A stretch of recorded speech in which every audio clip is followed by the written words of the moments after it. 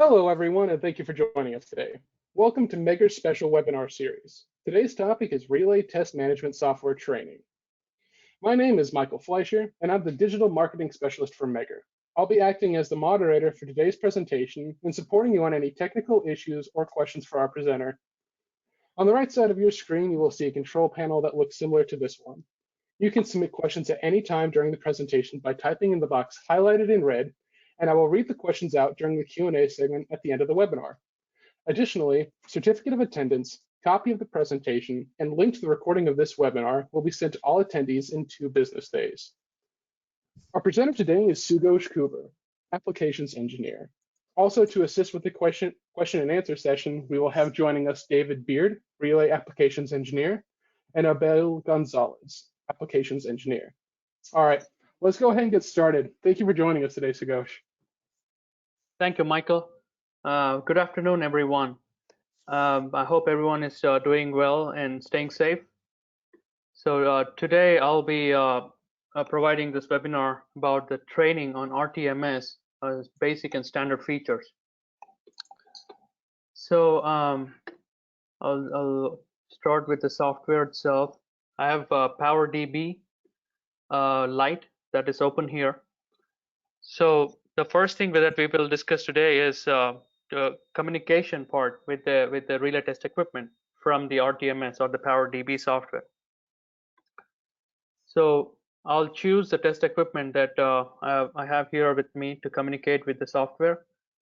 And if you are using the Ethernet mode of communication, you can leave these options default. So I have the use Ethernet option checked here with the port information, and auto discover unit is checked as well. Now, when you're using Ethernet mode of communication, you would have to be careful, as in if you have any firewall settings that are enabled or any VPN settings that are active, that may stop you from communicating. So you would have to turn off your firewall settings when you're using the Ethernet mode of communication. So, and sometimes if you're having the IP settings in your laptop or PC with the static IP addresses used, you can uncheck the auto discover mode and enter the actual IP address here. And the second mode of communication is the USB mode of communication. So if you choose that mode, you can uncheck the Ethernet mode. So it brings up this particular box here, which provides the serial port information. So you can choose the right port that you're using for the communication and then proceed ahead to connect to the test equipment. So today I'll continue using with the Ethernet mode of communication and connect to SMRT test equipment. So once you press OK, it brings up this box wherein it is searching or detecting the instrument on the network, the local area network you're connected through. And of course, it shows up the unit already here with the serial number information. And it also shows the last test set that was used. So sometimes it may show multiple units on the area on the network if you have more than one unit in there.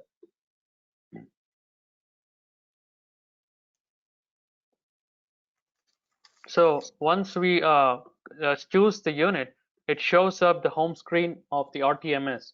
So this is the home screen of the RTMS software.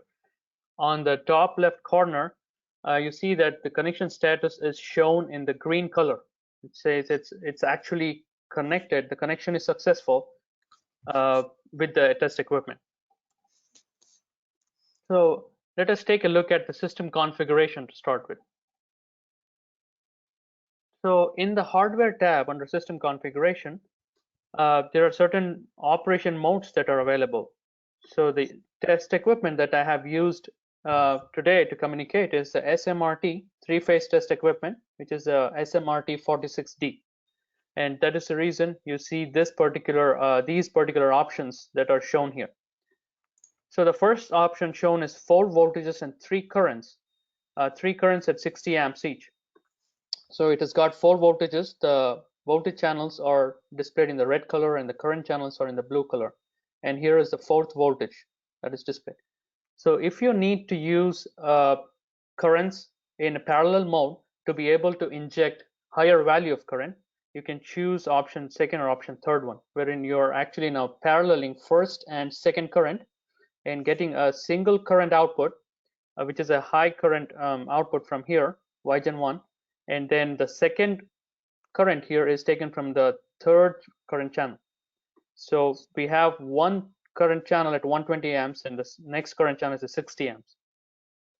If you choose to use all the current channels in parallel for this particular model, you can inject up to 180 amps for a short duration. So you can see how the three channels are paralleled and you get a single output from here. Now let me choose the fourth option, which is the 6 currents. So when I choose the 6 currents, it shows that the voltage channels are used as the 4th, 5th, and 6th current channel. What it means is that the voltage channels are converted to current channel. So I have 6 currents in total here. So when you work, when you test microprocessor, three-phase differential relays, you would need 6 currents at one time to be able to inject currents on both winding 1 and winding 2.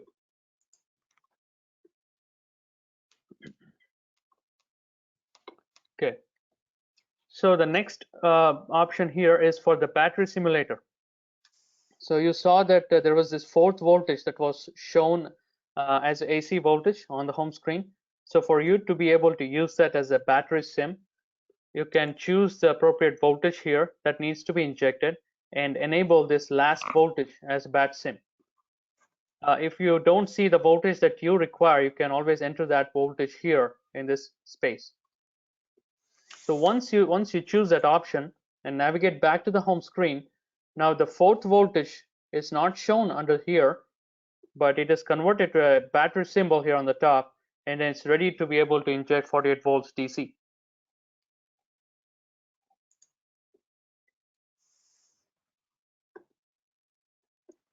Now this feature here, max amplitudes per channel, helps when you have a new personnel in the team or who is still trying to learn the software, learn the relay testing using the test equipment, and you do not want anyone using that test equipment to inject a higher amount of current or voltage than what you mentioned here. So if you mention here 10 amps of current and 150 volts of the voltage, then the maximum amplitude per channel is it goes only up to whatever values you mention here in this field. So that is kind of a safety aspect that is included here.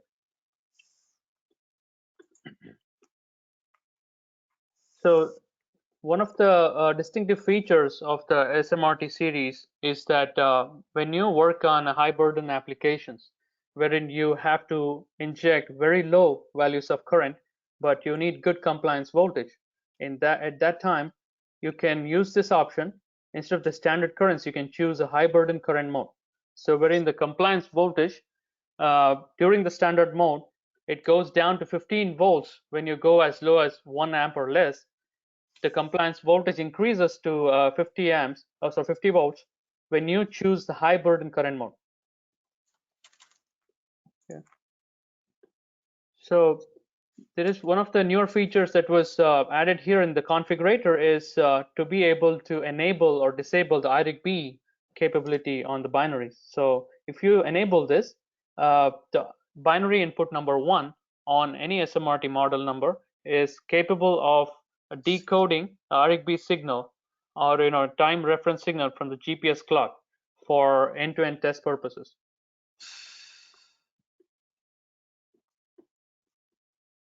So one of the important things to remember in the settings configurator is the display versions thing. So when you click display versions, it displays the information of the test equipment. So starting from the software information, what PowerDB version is installed on the equipment or on the PC, depending on if you're viewing the screen on a display unit or if you're seeing the screen on a PC. So it provides you the software information. And then on the left side, it provides you the model and the serial number of the unit, the IP address, and what features are enabled or disabled for this particular unit. And bottom here, I have a table that displays the generator numbers, the YGENs information, and the firmware versions. So this is important. The reason being, when you contact Megger support with questions about usage of the Megger test equipment, the first thing the support would ask you is this version information, and it's very important to know how you can get there and provide all the information. And here in the Systems tab, you have the option to change the phase angle representation. So if you go back to the home screen here, so you see that the phase angles are represented in this fashion: 0, 120, and 240, the counterclockwise. So we're going back to the settings configurator. It defaults to a 0 to 360 lag, the representation that was already shown on the home screen. So you can change that depending on what kind of relay you're working with to be able to match the vector representation on the RTMS or to that of the relay vector representation. So if you're using a Schweitzer, for example, then you would choose plus minus 180 degrees. And once you select that and navigate back to the home screen, you see that the representation changes to 0, minus 120, and positive 120. And sometimes you would want to make all these changes, and then you don't want to keep changing these settings over and over every time you open up the software or boot up the unit. So in that instance, what you could do is you can save all these settings as default, and then sometimes you may have to change very few settings only to test certain type of relays. Then you could, once you do those changes, you can always restore the default that you always want to show up every time. We also have a couple of options. One is a restore factory, which will restore it to the factory default settings. And the fourth one is the restore factory hot environment, which is the aggressive factory default settings.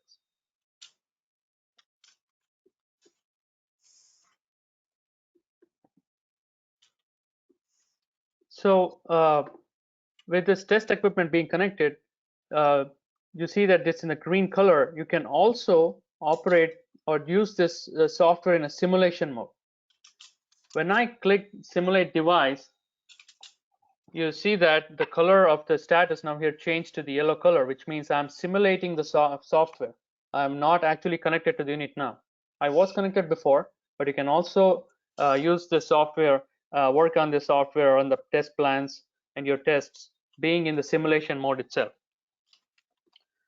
So on the home screen, you can use the home screen for various functions. You can inject voltages and currents for metering or injecting the quantities to the relay. Then you can configure the binaries, the binary input or the binary output for monitoring and breaker simulation. You can perform the pickup tests, manual pickup tests, and some timing tests on the home screen. And there are various other features that I would like to show today as we walk through the home screen features. So if you need to inject, let's say, a current of 3 amps, you would just click on the numbers here and the number pad appears, and you would enter the appropriate number and then press the green icon, and you would enable that particular channel. And once you enable the channel, it's still not injecting this 3 amps of current from the test equipment. It's only enabled this particular channel. So in order to inject the current, you would have to use turn on or off all enabled channels. So once you press this button, it's going to start injecting 3 amps of current. So the nice part of the software is that you can change things on the fly. Now we see that it's injecting 3 amps of current. Now I can have this current channel also enabled even when it is injecting the other 3 amps here, right? So you can just enable, disable, make changes on the fly. Yeah. Now, for you to be able to ramp a value, click on the number you want to ramp and then include that channel in ramping. So now you see a blue colored box that appears for I1 alone. So it means that I1 is in the ramp mode. So I'm using the PC to drive the test equipment, and I'm using a mouse with the PC. So with my scroll of my mouse, I'm ramping the current up right now. You can also use the arrow keys on the laptop or your PC keyboard to control the ramping. So when you use the display on the unit itself, let's say you're not using the PC, but you're using a display on the unit, or it's a handheld display, which is called the STVI, you would have a knob to be able to ramp up or down the values of the currents or voltages that is in the ramp mode. Now, let's say you would want to ramp multiple channels. So what we will do is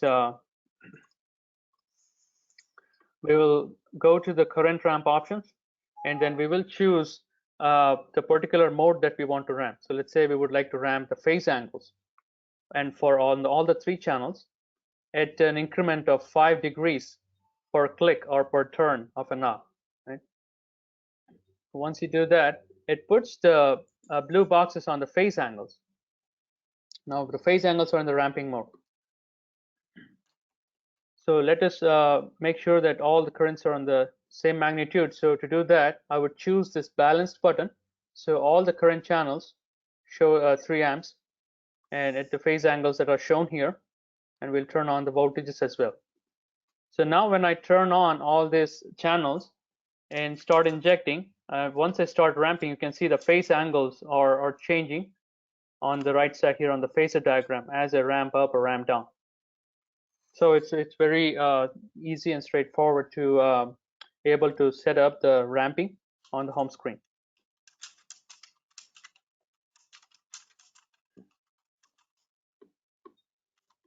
And the same rule applies for the currents, frequency and phase angles also on the voltages.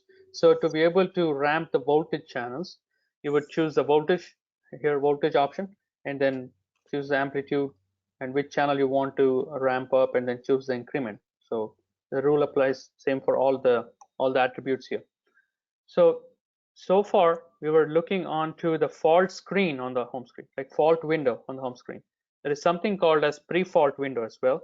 So certain relays, they require pre-fault or nominal load condition values to be injected before they can be subjected to a fault state for them to behave accurately. So let us go ahead and set up an example pre-fault condition here. Let's say I have 1 amp of current on the 3 phases and 69 volts voltage, and you would like to inject that pre-fault values for 4 seconds. Let's say for 4 seconds.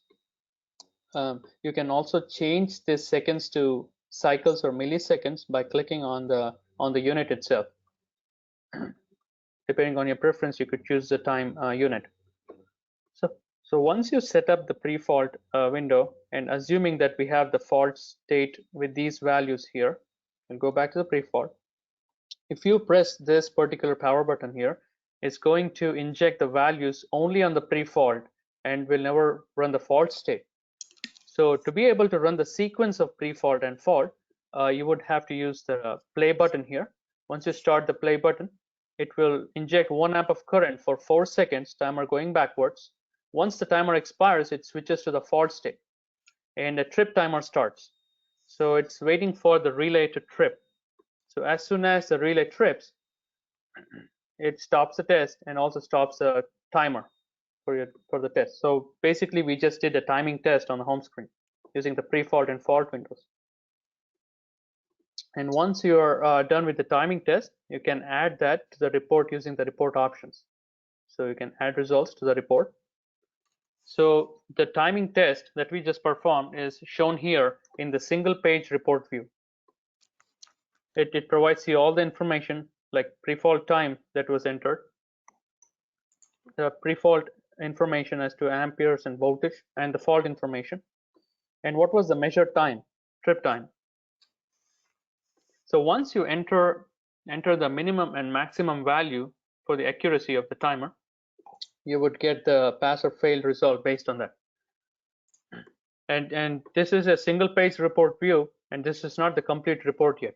And we will later discuss about the report, a complete report later.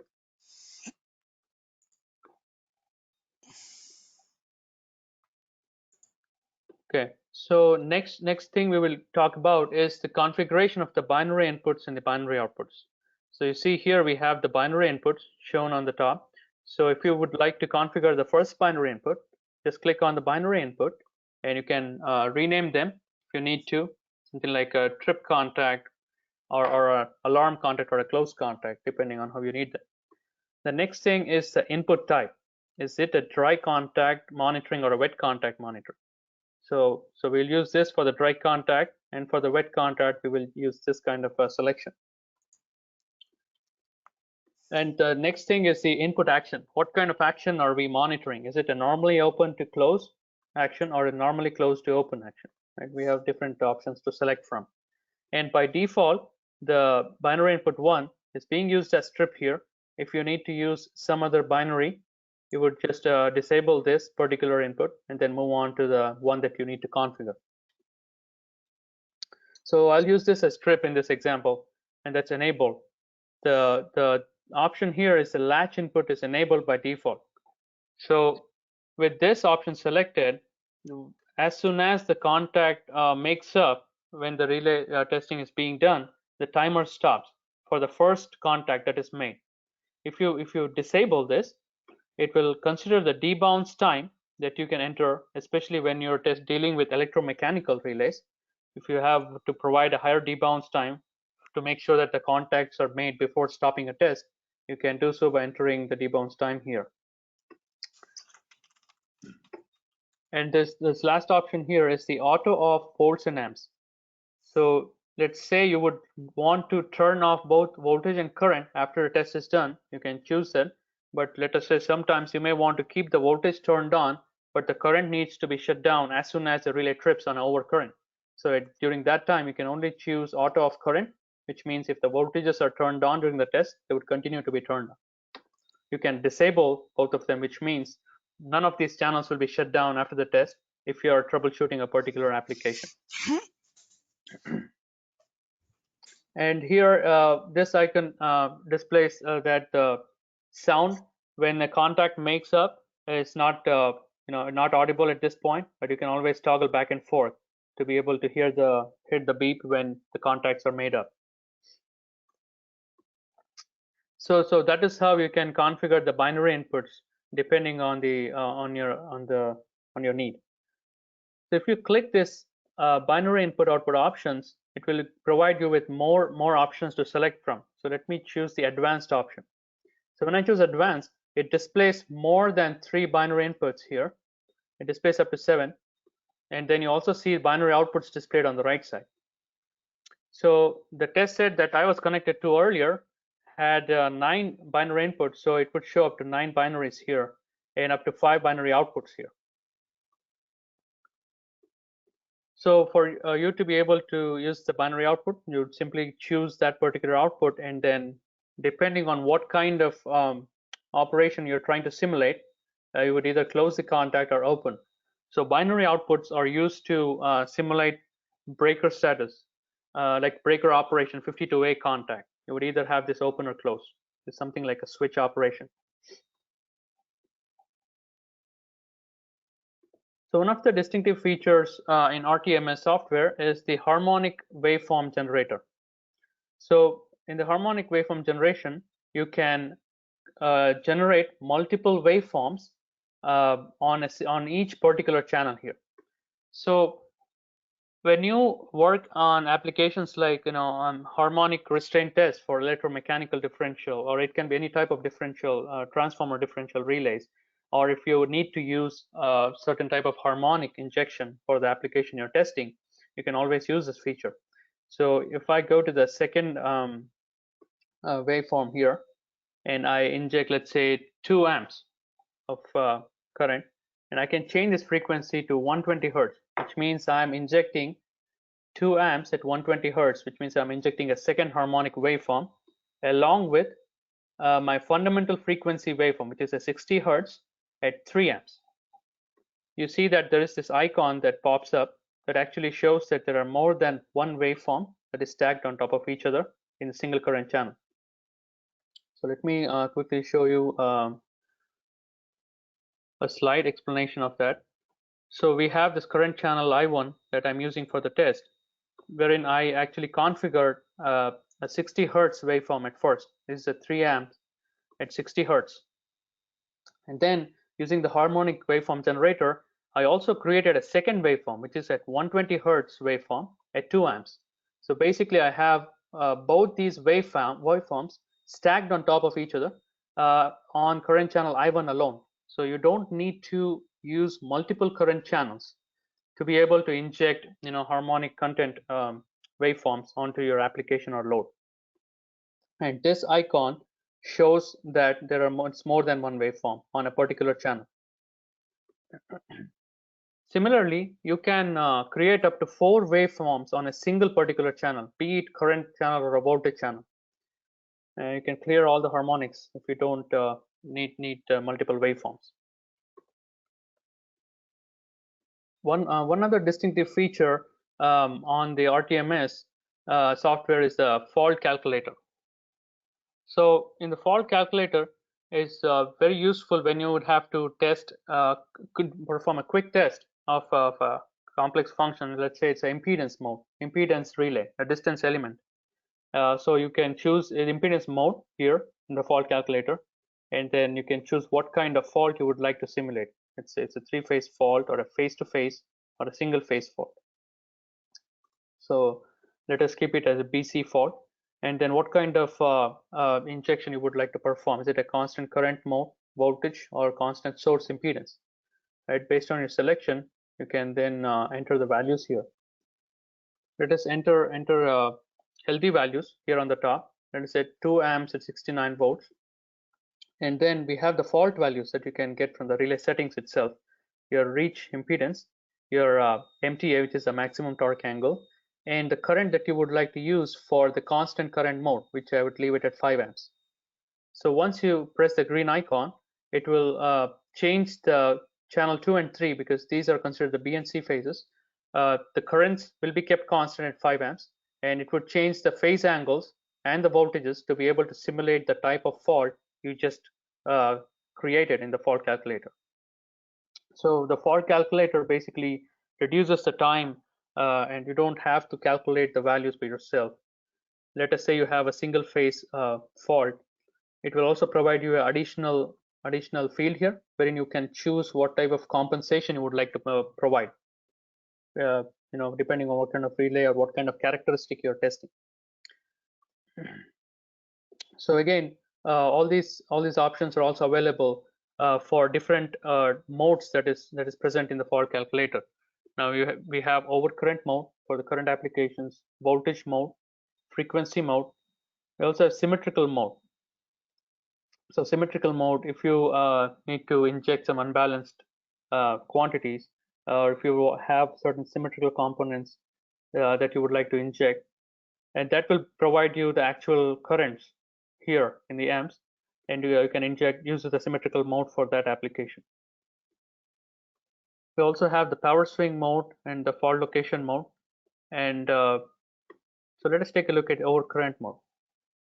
In the overcurrent mode, it's again, the fault selection is pretty similar, or same in almost all the modes. So you would choose what kind of fault you would want to generate with the healthy values and the fault values. So you see here, you can also choose some harmonic content injection along with your fault values. You can inject up to 3 other multiple waveforms on all the 3 phases here. And when you click this percentage second, you have the option of choosing all the way up to 15th harmonic if you need to inject, choose a particular harmonic to inject. Now let me just choose a particular percentage of second harmonic. Let's say 6% of third harmonic and 8% of fifth harmonic. So the waveform shapes changes appropriately or accordingly based on the changes that I made here. And once you press the green icon, it's going to show this harmonic icon on all the 3 channels, which means that there are multiple waveforms we just created using the fault calculator. So if you navigate to each of these second and the third and the fourth waveforms, it will show you the second harmonic, third harmonic, and the fifth harmonic.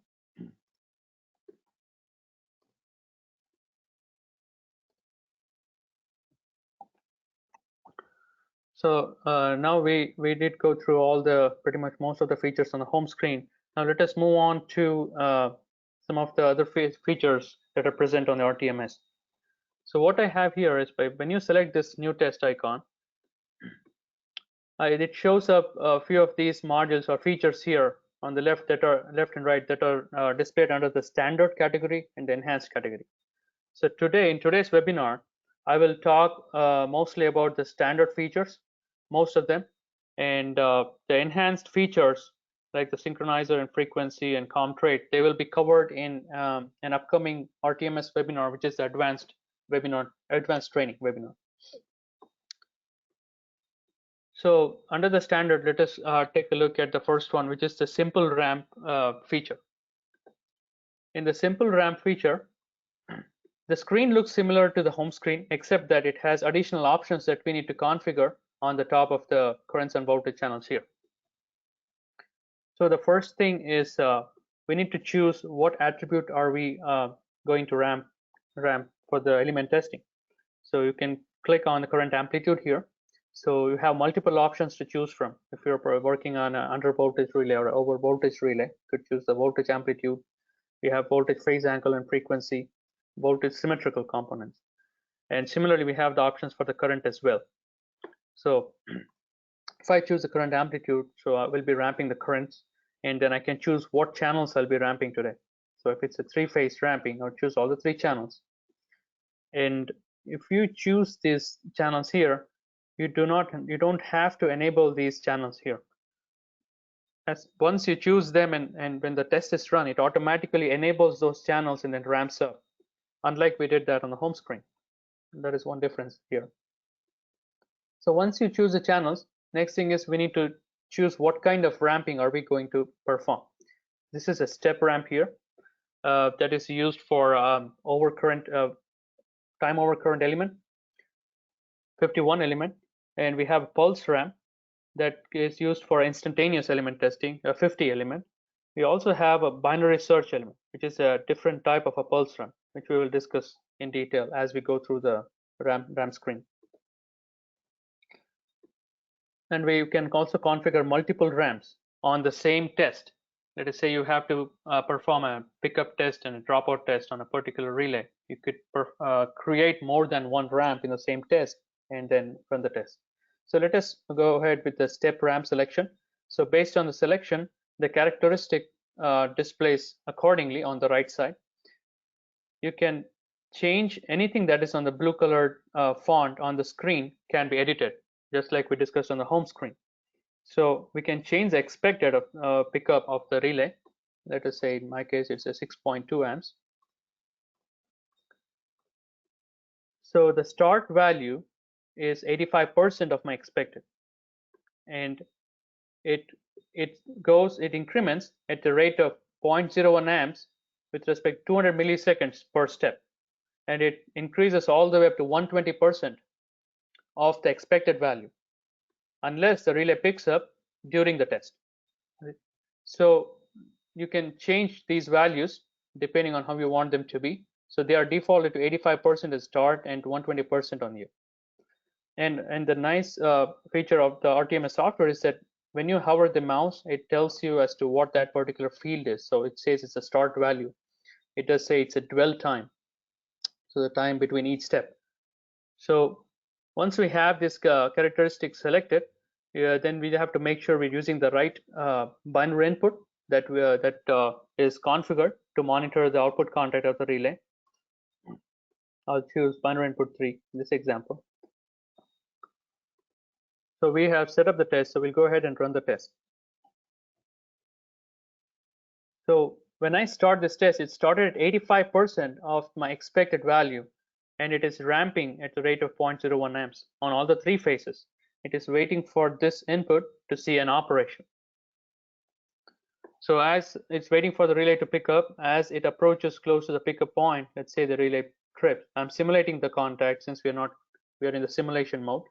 It provides the ending ramp value and provides that value. We can add that to the report.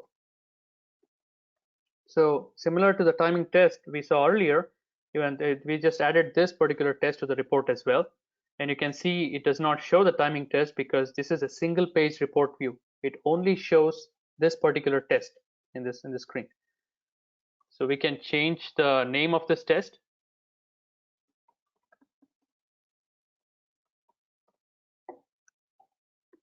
So it shows the actual pickup value that we got during the test. So the expected value was 6.2 according to our setup.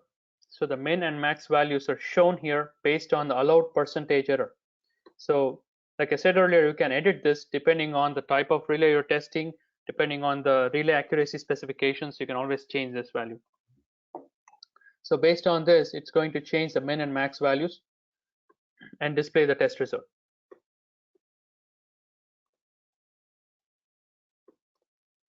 Now let us go on to the next type of ramp, which is the pulse ramping. This is the pulse ramping. So when you choose pulse ramping, you see that the characteristic changed on the right accordingly for the pulse ramping. So most of the fields are same as in it there were in the step ramp, except for one field, which is the pulse time. So we have an additional field here that we need to configure, which is at 200 milliseconds. So the current is being pulsed after every duration of 200 milliseconds, and it's pulsed for 200 milliseconds. And the increment is 0.01 amps between each pulse, and the expected is still the same. So let us say that our instantaneous setting is at 50 amps, and so it starts at 85% of the 50 amp. Let us change the increment to 0.5 amps in our case. So it starts at 85%, pulses all the way at 0.5 amps, the rate of 0.5 amps per 200 millisecond, all the way up to 120% of 50 amps. So this is pretty similar to the step ramp, except for the pulse time. So let's go ahead and run the test. So it starts with 85%, and then it is pulsing all the way up to the pickup of the relay. And once the relay picks up, it's going to stop the test and provide the result.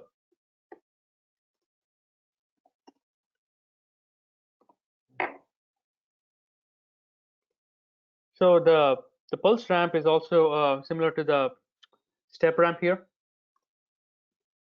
that we saw. So the third option is the binary search pulse. So this binary search is also a type of pulse ramp, as it changed here a little bit, but the method it operates is different than how a pulse ramp would operate. So you see here we have the start value, the end value, the expected, with the pulse and dwell times, but we don't have an increment value, but we have something called as end resolution that is displayed here. So the binary search is very handy when you are dealing with electromechanical relays, wherein you are trying to find the instantaneous setting of the relay. Usually the instantaneous setting, it may be visible on the scale, but it may not be always as what it shows up on the scale. So it needs to be tested many times before getting the accurate result. So that is when binary search comes into picture. So let us take a look as to how this binary search concept works. So let us say that the expected setting in our case is unknown, right? For the electromechanical instantaneous unit, even though it shows up on a scale, we still are not sure about the expected setting that we are testing today.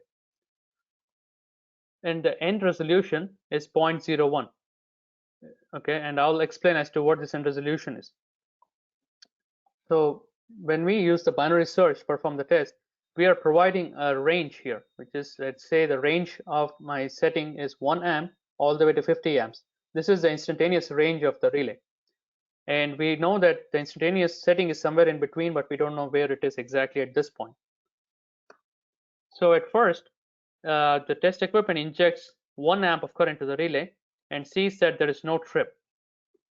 And then it goes all the way to, and it injects 50 amps of current in the next step. And it sees that there is a trip that it sees, which means we just confirmed that the instantaneous setting is indeed within this range. And the next step that the test equipment performs is it chooses the midpoint of the range, which is 25.5 amps, and injects the current. And it sees that there is no trip. So by doing this particular step, it sees that the instantaneous setting is not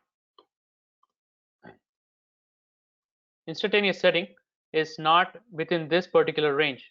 It is between 25.5 and 50, because there was no trip at these values when it performed the test. So the new range becomes, as shown here, 25.5 and 50, and then it again picks the midpoint, which is 37.5, and injects the current, and it sees that there is no trip again. So based on this result, it's again going to update the range to the new range, as shown there. The new midpoint now is 43.75, and it sees that there is a trip. So now again the range changes based on this result because there is a change in the result. The new range is 37.5 and 43.75, and so on and so forth. It keeps hitting the midpoint of the new ranges every time it based on the result. Now it sees a trip again, and so on and so forth. It keeps on doing that until it hits a end resolution of 0.01 amps between these two numbers of the range, and it goes up to that accuracy level. So it goes up to this level of resolution and provides the actual trip point of your instantaneous setting. And that is how a binary search works. So in our case, if we don't know the expected, we will click on this particular field here and click no expected, and we will provide a start and the end. Let's say start is 1 amp and end is 50 amps, and rest stays the same. And you can always change this end resolution based on how small you want the range to be. Of course, how accurate you want the range to be as it gets closer to the setting point. And that is how you can use the binary search to obtain the accurate instantaneous setting. So now let us look into configuring multiple ramps. So when you have to configure multiple ramps, you just click on this particular field and set the number of ramps. So in this case, so you can go up to a maximum of 24 ramps on one single ramp screen, on one single test. So in our case, we're going to perform a pickup and dropout. So it shows up two ramps here. So in the first ramp, I have, let us say that I have a current pickup of 6.2 amps, like we discussed before, and we have an increment of 0.1, and start and end is as shown here. So for the second ramp, the start has multiple options. So you can either have start is value, and then you can have either start is percentage of last value and start is last value. So let us say you choose start is last value. What it does is that it takes off the expected field away, because we are saying that the second ramp uses the last value from the previous ramp, which is the first ramp. So a point at which ramp 1 ends, that is where the ramp 2 starts. And now it's going to check for the drop off in this particular test, and it reduces the current. And in our case, we can just put a lower current value of 1 amp. Of course, the relay should drop off before then. And I'm choosing all the 3 phases again for the second ramp as well. We're going back to the first ramp. So if your relay needs a pre-fault, even before you start ramping, you can always enter that pre-fault values in these fields here for the current pre-fault and the voltage pre-fault. Let us say I have a pre-fault value of 1 amp on all the 3 channels, and I would like to run the pre-fault for maybe 5 seconds. So now our test is set up for 2 ramps are set up to perform the pickup and dropout test. So let me start the test.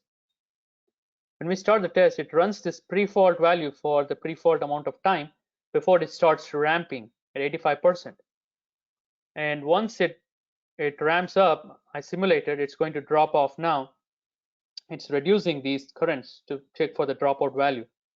Right? So now once I click the simulate contact, so it shows the last value, and now we can add this to the report. Now we can see that it has 2 ramps that is shown here. So the first ramp is a pickup ramp, and expected was 6.2, and the second one is a dropout. So once you enter this expected, it's going to provide the result for both the ramps. Right? You can always change the name of these ramps to pickup and dropout.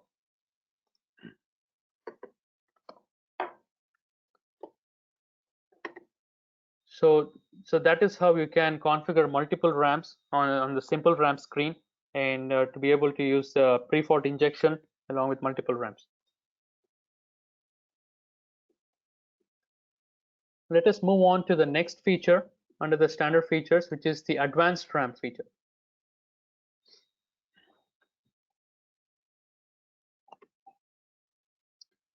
It shows the same information from the simple ramp from the last time, and hence it is showing the two ramps here. So I will choose a single ramp for demonstration. So we have single ramp here. The advanced ramp screen, it performs a similar type of function like the simple ramp screen, except for a couple of changes. So the one thing is that you can ramp multiple attributes on the advanced ramp screen, and that is why it is called as advanced ramp. So the look of the advanced ramp screen is also different from the simple ramp, wherein you can see that there are windows for each step. Like for a prefault condition, there is a separate window where you enter the prefault amplitude and the prefault time, and then you can go to the start value and you can change the start values of any of these channels. And move on to the ramp increment window, where you can increment only those values you need to be ramped up or down, and rest of them will stay at 0. And the last window is the ramp end value, which is the 7.44 in our case. If we go back to the ramp increment, you see that we have a field for dwell time for us to update. That is because we have chosen this step ramp type for the advanced ramping in this case. So there are multiple ramp types again. One difference from the simple ramp and advanced ramp is that to be able to perform a smooth ramp. So let us go through the step ramp before we move on to the other types of ramping. So let me go ahead and change this to 0.02 so that we can slow down the ramping and to be able to see the actual ramp. You go ahead and press the play button. So it is having 1 amp at for 5 seconds as a prefault, and then switches to the ramping from the 3 phases. You just stop the test. And every test screen you get, you can, after the test is performed, you can always add them to the report. So this was a simple step ramp on the advanced ramp screen. So the smooth ramp is used when you would have to perform something like a rate of change of an attribute, like a rate of change of frequency element. You can use a smooth ramp. So the way the smooth ramp works is that you can have the prefault condition, and then you have a start value, but in the increment window, we have something called as, you have a rate of change per second. So that is what defines as to how smooth your ramping will be. So everything else stays the same, except that you don't have a dwell time. You just mention the rate of change of current here in this case, and then we have a stop value here, which is pretty similar to what we have with the step ramp. And the same is the case with the pulse ramp as well. The only difference between the pulse ramp and the other 2 ramps is that in the ramp increment, you have the additional field of pulse time, just like we saw in the simple ramp screen.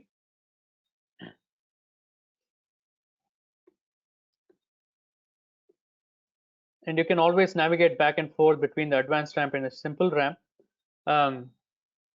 You can also display certain metering data based on the setup.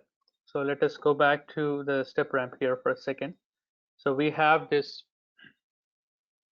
fields that are turned on. We have 3 currents and 3 voltages here.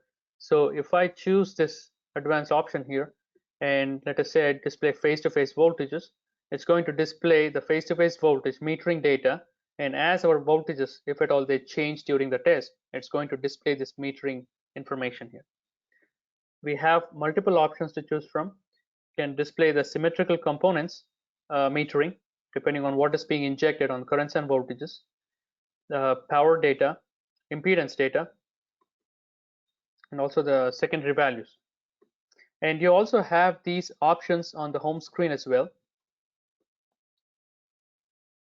when we looked into the advanced options for the binary inputs and outputs, you have the same options on the home screen as well to be able to display any of this metering information.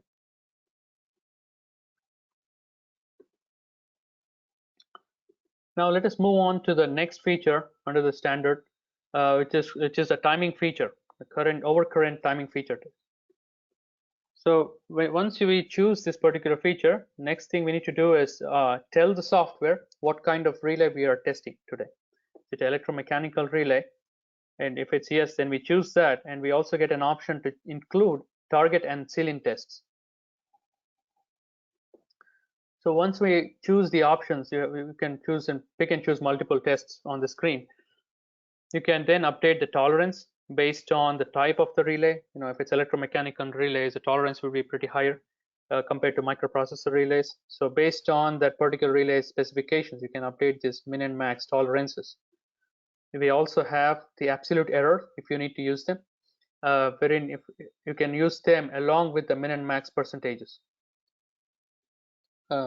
We also have the blinder tolerance, because you can set up a directional test on this particular feature here. So we have the option for blinder tolerance as well. It has 5 degrees.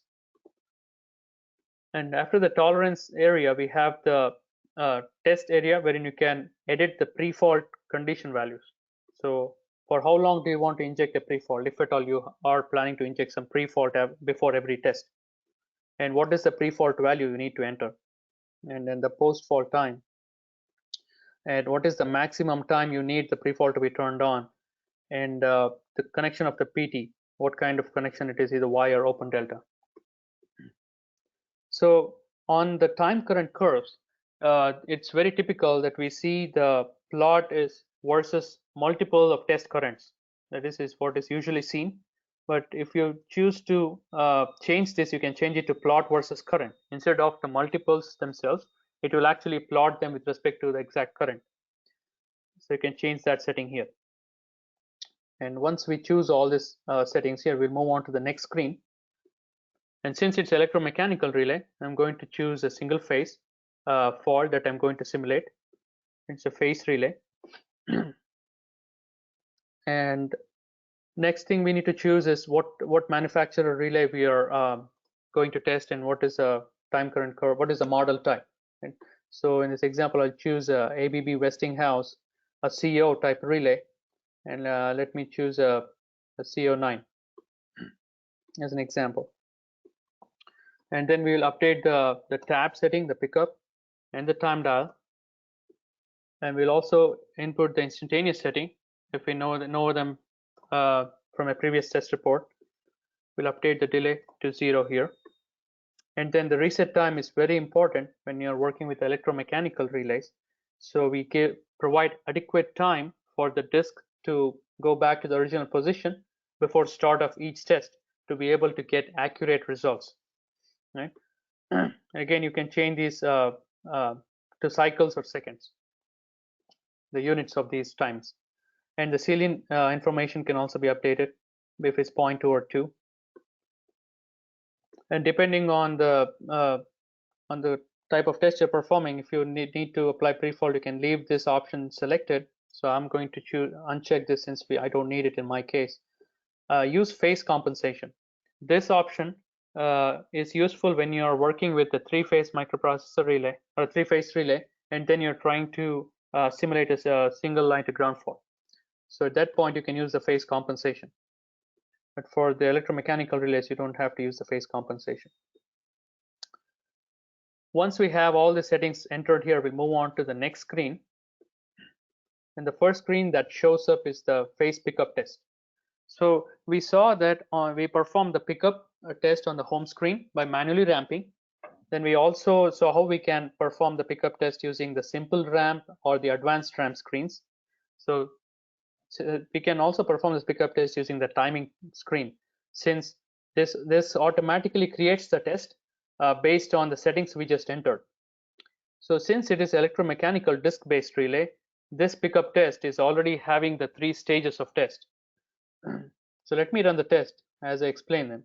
So it starts with 2 times your pickup to close the disk, and then once the disk is closed, it reduces the current to see the disk dropping off just a bit, and as soon as the disk drops off, it's going to increase in a finer increment to see when the disk picks up again and makes the contact, right? And at that third stage, it's going to stop the test and provide you the accurate result.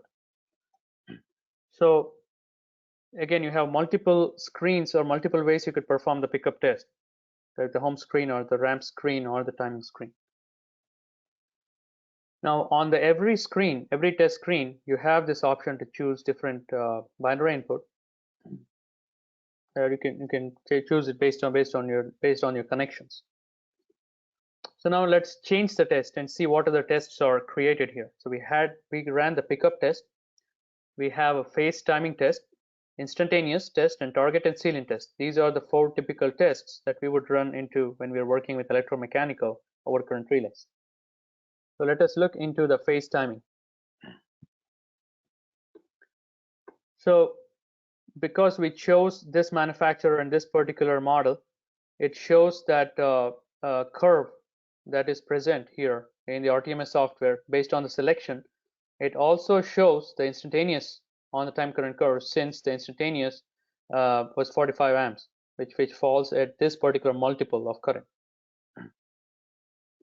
On the left side, it shows multiple tabs or multiple points that is actually editable. If you need to change these multiples, you can do so by clicking on them and changing those numbers. So it automatically changes on your curve. If you need to add additional multiples, you can do so by clicking on this empty field, and it creates the multiple test point. So you can add multiple test points in the table depending on how many of our test points you need. So you can also change the test current. Let us say instead of changing these multiples, you would like to change the test current.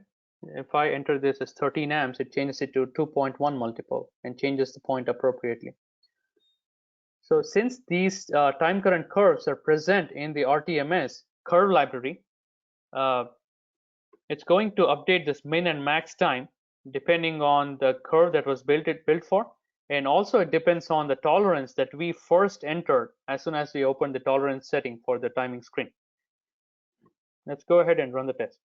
So it starts with the first multiple at 13 amps, and it waits for the relay to trip, and it waits for the 10 seconds reset time for the disk to get back to the original position. And then it starts with the second test. And so on and so forth. It does that for all the points, and it resets after every point so that we get accurate results here. Well, my relay tripped earlier than it was supposed to. So that is the idea of using the phase timing test. Since we saw all these points, I'm not going to run all the points for today's example, but that is the idea of how you can use the phase timing screen to perform a time current curve test. So let us say you want to, you don't want to run all the points. Let's say you want to rerun a particular point alone. You would just choose this particular item number, and then you can run that particular point alone. So it's only going to run that particular multiple and not run from the start again. So if you need to run remaining points, not the one that is chosen, you can do so. You can remove a test point and you can delete the results and rerun the test. So any test that is run on the timing screens, the phase timing pickup, phase timing test, or a phase pickup test, or any other test that is run here on the screen, they are automatically added to the test report. You do not need to add them manually. So it's already there in the test report. So let us move on to the next test, which is the phase instantaneous test. So this phase instantaneous again is already set up. We don't have to set anything up.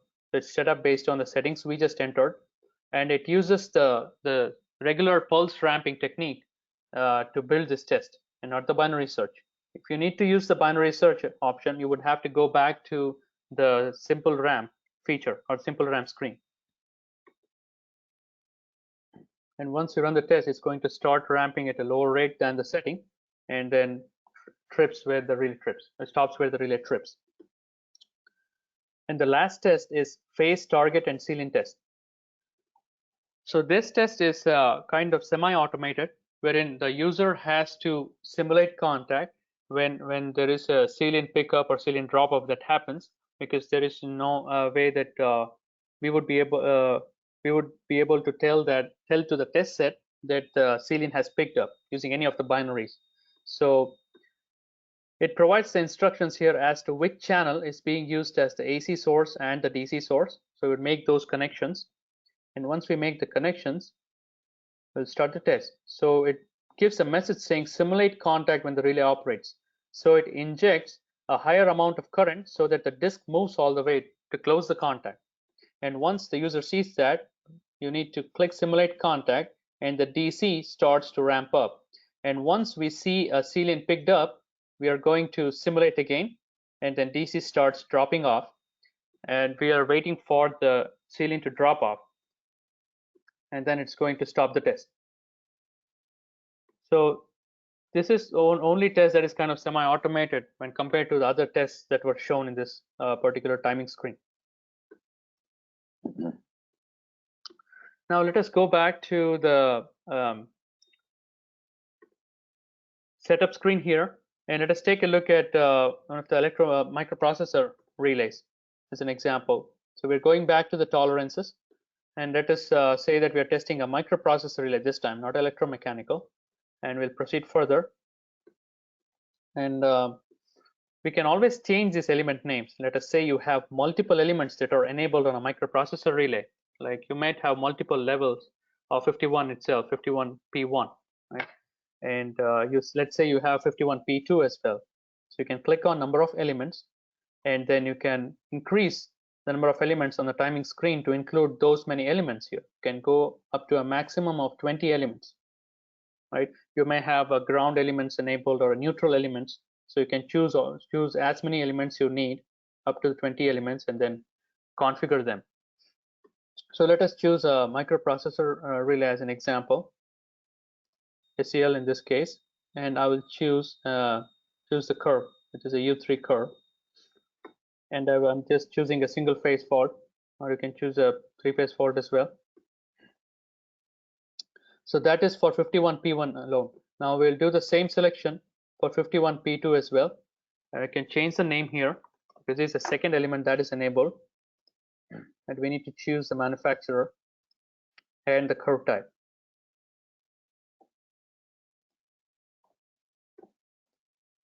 So we did set up multiple elements here. So once you set them up, again, the tests are automatically created.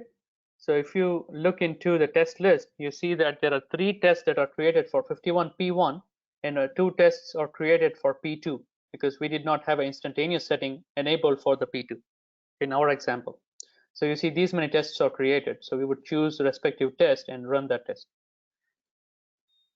Let's go back to the settings screen here again, and let us take a look into the directional element. So if you need to configure a directional element, you would choose the direction if it's a forward or reverse, and then it provides more options for you to enter data into.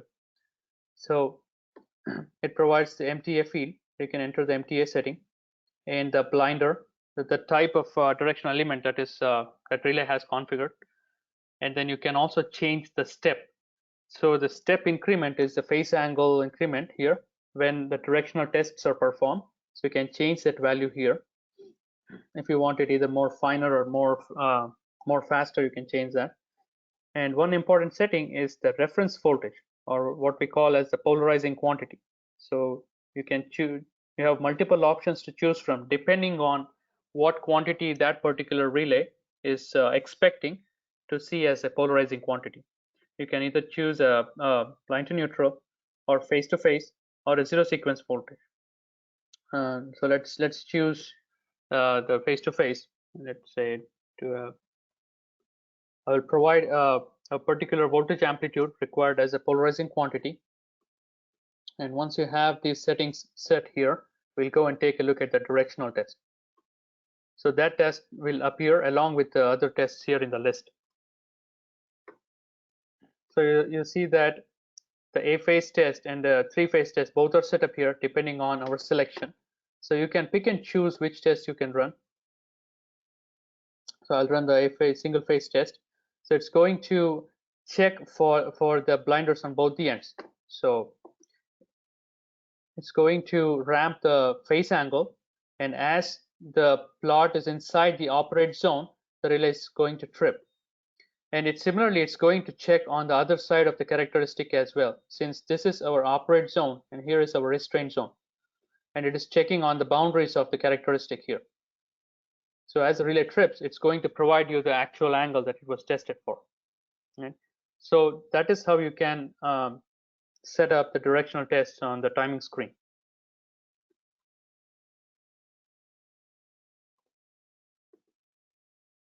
So the next feature that we're going to discuss is the state sequencer feature. So the state sequencer feature looks very similar to the home screen, except that it has a few more selections that you can make here to be able to create multiple states on a single screen. So since we can create multiple states and run them as a sequencer, this feature is called the sequencer module.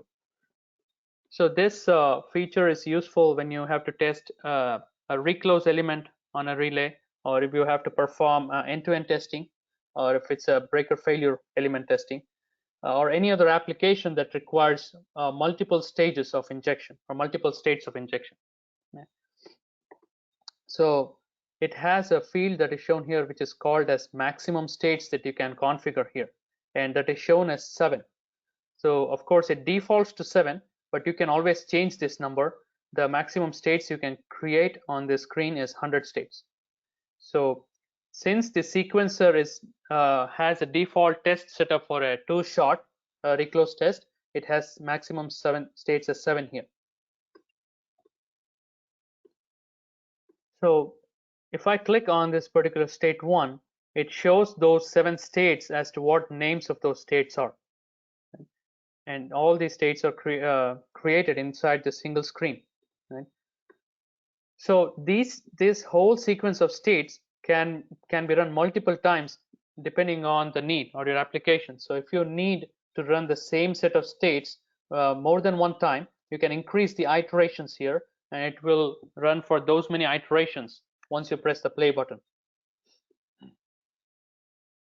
So let me choose the binary options here so we can view all the inputs and outputs. So this type of display for binaries, you don't see that on home screen or any other screen. It is only seen on the sequencer screen alone. And what this means is that none of these binary inputs are being used in this state number 1. Okay. And every state, the name can be changed here. You can navigate back and forth between the states using these arrow keys or arrow buttons. Each state actually waits for a particular condition, and that condition is defined in this particular area here. So for example, state number 1 waits for this many milliseconds. So it waits for 1000 milliseconds before moving on to the next state. Okay? That is how this test was created. So let us look into the different wait conditions that is present on sequencer. So the first one is the wait milliseconds, which we saw. It's straight away, it just waits for that much time and moves on to the next state. Wait cycles is similar to the milliseconds, only the unit is different. It waits for so many cycles before moving on. Wait any continue. If you have this option selected, let us say that we have binary input 1 and binary input 3 that is configured to monitor a couple of contacts. So it will wait on either any of these contacts to see an operation before continuing. And you also have a timer to be able to decide when it should continue. So we'll take a look at that as we move through each state here. So wait any or wait all continue is that all the binaries that are configured here must be seeing a change of operation before the sequence can be proceed further. That is wait all condition and continue. So wait any and wait all abort is similar to the option that we just discussed, except that if the condition is not satisfied, it would just abort the sequence it will not continue once it sees a failure of the condition. And the end option is chosen for the last state, which is the end state. There are a couple other options that are shown here, which pertains to performing end-to-end testing, which we will discuss in a little while. So let's take a look at each of these states. So let's go to state number 2, which is a trip 1 state. In this state, it's injecting 20 amps of high current because it's expecting a trip on the relay, and you see that its binary input 1 is selected for monitoring that, right? And it is waiting for any of these binaries. Of course, there is only one here, but if you had multiple binaries that were configured, it would wait on any of these binaries to see an operation before moving on to state 3. If that does not happen, it waits for this time to expire before moving to state 3. So since this is a two-shot reclose test, we have 7 states, and here is my first reclose try, wherein there is no current. It's waiting for the reclose, and this time here must be greater than your open interval for that reclose shot. So it is waiting for a close signal on the relay before it recloses, and then moves on to the second trip. So we are again subjecting the relay to a fault to see the second trip, and the same sequence continues. We have a second reclose try, and we have a third trip, and finally we end the test because this is a 2-shot. So let us say we need to change this to a 3-shot test. We need to first change the maximum states to 9, since we need to add 2 more states, and now we need to add information on state 8 and state 9. Right? Until state 7 we have 2 shots already set up. So now what we can do is we can copy paste the information of one state to another, so you don't have to manually enter all the information and set all these binary inputs and outputs. So we know that the last state is state 9, so we will copy this particular state, move to state 9 and paste that. So we have this as end of the test. So we need state 7 as a reclose 3 and state 8 as a trip 4. So let us go ahead and copy a trip state onto the state 8.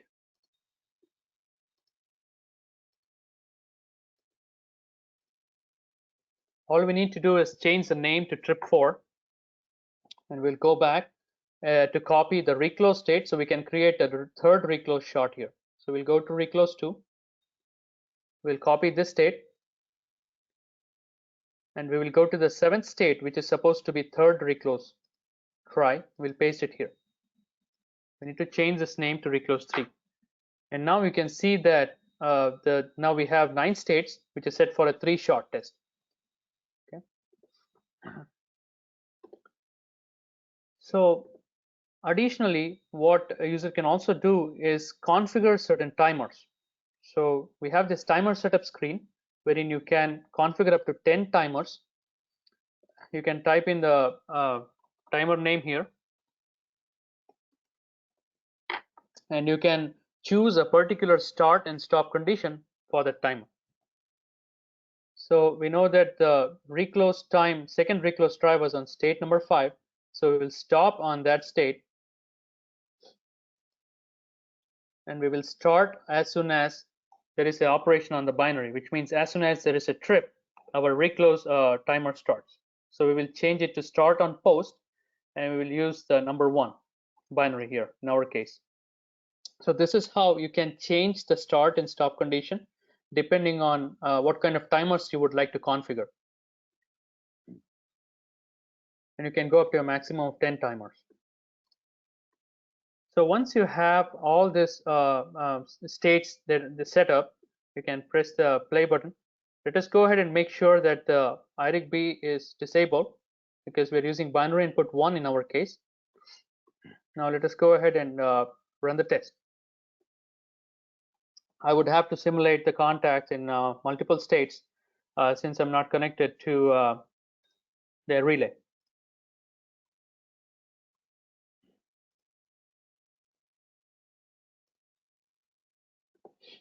So once the test is performed, your user needs to add this test results to the report.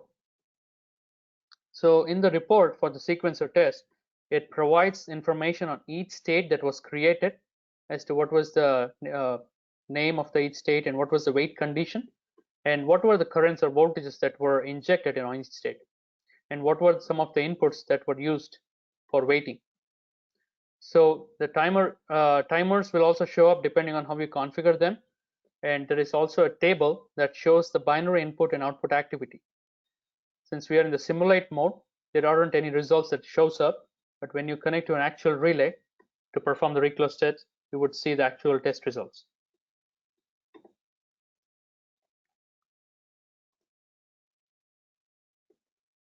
So let us go back to the sequencer screen here.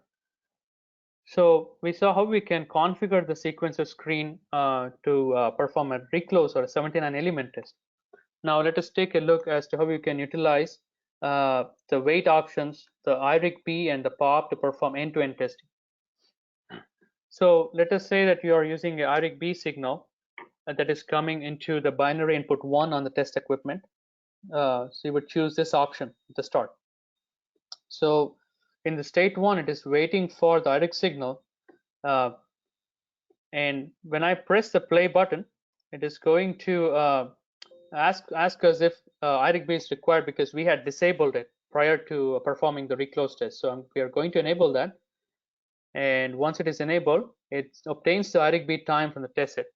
Right? We are having a GPS clock sending a time signal to the test equipment through binary input 1 connection, and here is the current IRIG-B time as an example. So once you refresh that, it's going to provide the actual IRIG-B time at that instant and refresh that every time, right? So based on this, the users on both ends and performing end-to-end can choose a particular time that they want to start the test at. This is IRIG-B time for test. You can either enter the time here, or you can set a particular time plus 1 minute, right? So it is going to, if you refresh it and press set time plus 1 minute, it's going to add that 1 minute to this particular IRIG-B time. And once you press the play button on both ends, it's going to start synchronization and start injecting the quantities at the same time. So that is how you can use IRIG-B, wait IRIG-B time for performing end-to-end testing. Now, let us say that you would have to use a pulse, a programmable output pulse, a POP, for performing end-to-end. So in that case, you would choose the POP, and it shows wait any continue. The reason it shows this is that it is using binary input 1 to detect the rising edge of that pulse signal that is coming onto the binary input 1 on the SMRT. So when we press the play button, as soon as it sees a rising edge on both ends, of course, it is going to start the test in the synchronized fashion. And that is how I can use the POP and the wait IRIG.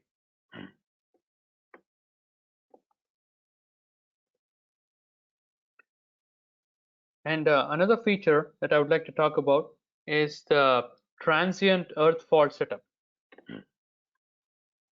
So transient earth fault setup is primarily used for testing relays that are the earth fault relays that have directional element that are enabled, especially if it's a transient or intermittent kind of fault simulation that is needed to test those elements.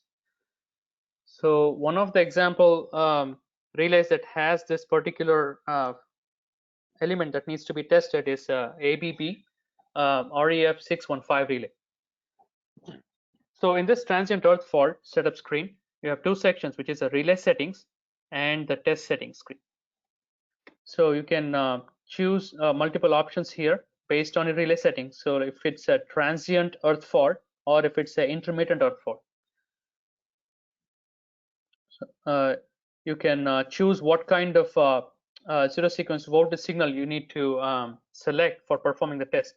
Either is a measured zero sequence or a calculated zero sequence from the three-phase voltage information.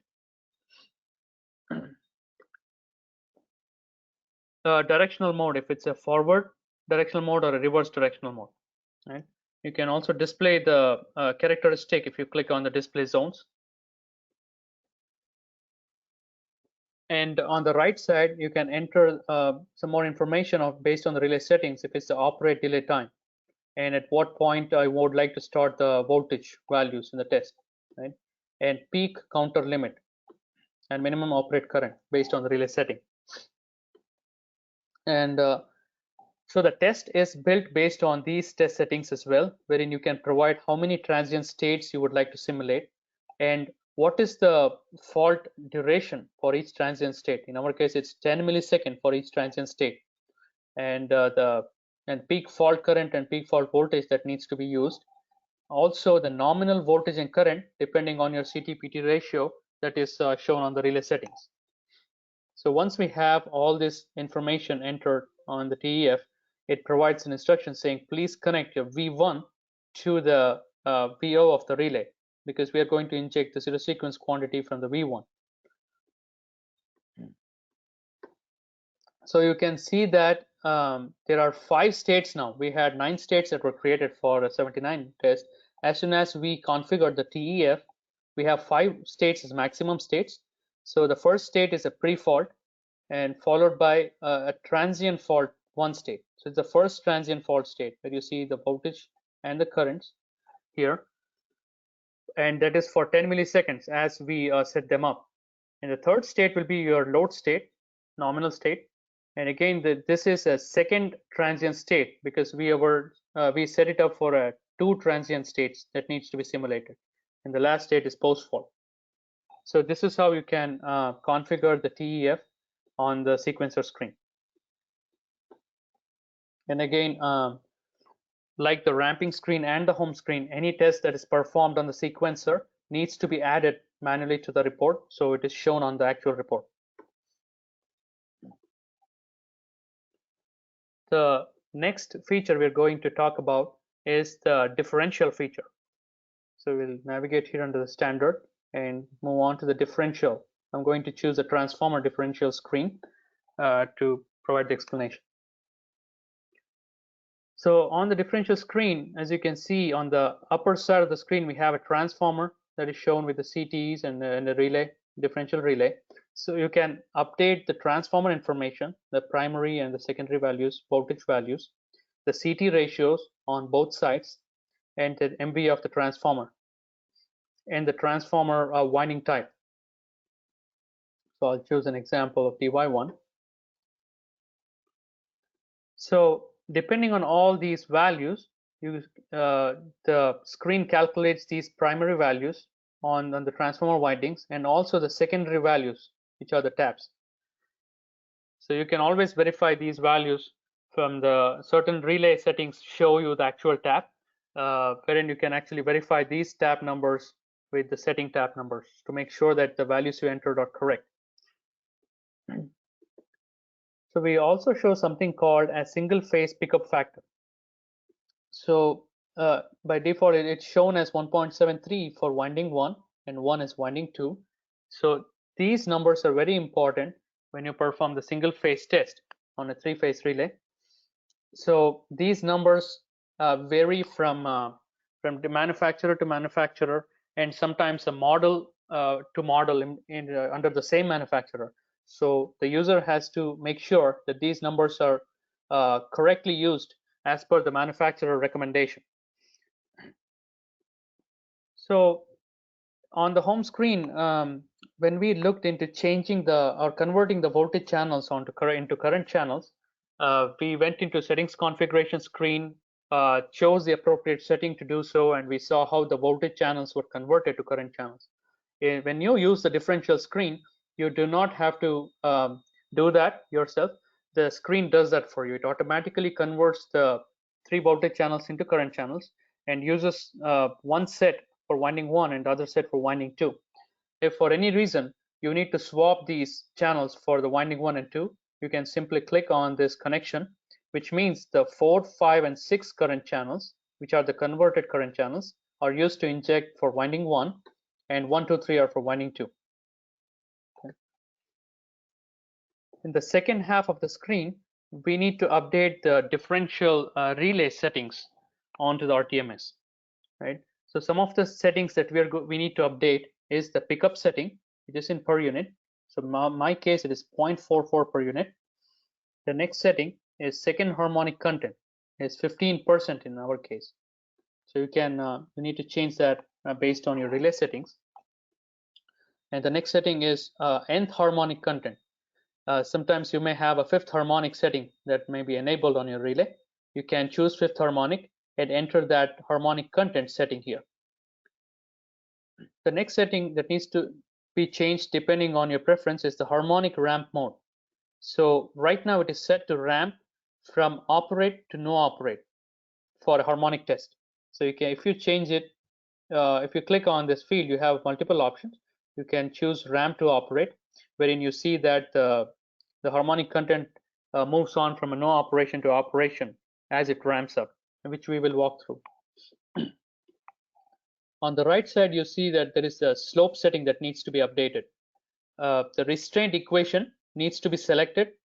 So if you click on this restraint equation, there are multiple equations that are shown that are most commonly used in the relays that are for different manufacturers. So we have provided the most commonly used here. So you would choose the appropriate restraint equation for the relay you're testing. And again, these equations can vary between different manufacturer to manufacturer. And like I mentioned before, even between different models under the same manufacturer. So user has to be careful when choosing these restraint equations. And the next setting is the unrestrained pickup, which is 8 per unit. And the table displays the slope 1 and 2 information. So you need to update the slope 1% and slope 2% and the breakpoint. So once you have all this information entered on the differential screen, we'll move on to the next screen. So it starts with the stabilization test. So to see the list of tests that are created in the differential feature, you can click on change test. So it lists all the tests that were created based on the settings we just entered on the nameplate. And we'll walk through each of these tests in a moment.